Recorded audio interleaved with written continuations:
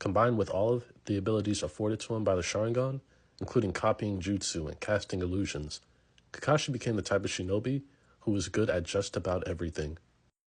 However, this version of Kakashi is noticeably lacking, or rather, there is a wall keeping him from reaching his ultimate potential.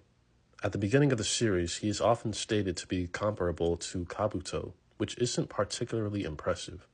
He has trouble keeping up with Itachi, and is terrified of shinobi like Orochimaru.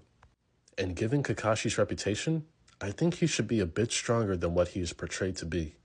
And perhaps if he never acquired the Sharingan, and ideally was trained by his father Sakumo Hatake, who was stated to be stronger than the Sannin around the period of the Second Shinobi World War, perhaps he would be.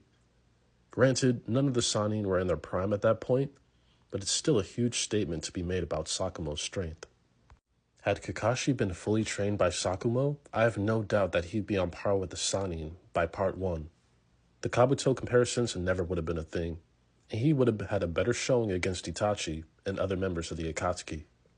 Not only that, but this version of Kakashi would also have been trained by Minato, and would have had Obito as a sparring partner.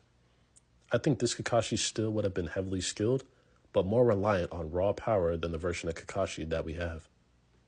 Instead of using his Sharingan to find an opening, this Kakashi would simply just make one.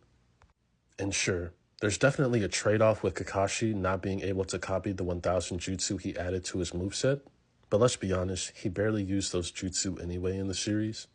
He also wouldn't have access to Kamui like he did in the original series, but here's the thing, he wouldn't even need it.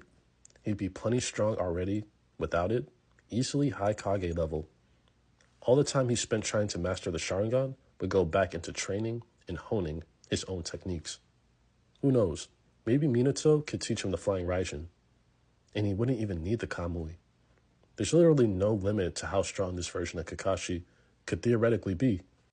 And shockingly, he'd be nowhere near the most powerful member in this version of Team Minato. Speaking of Kamui, let's move on to Obito. Now this is where things get very scary.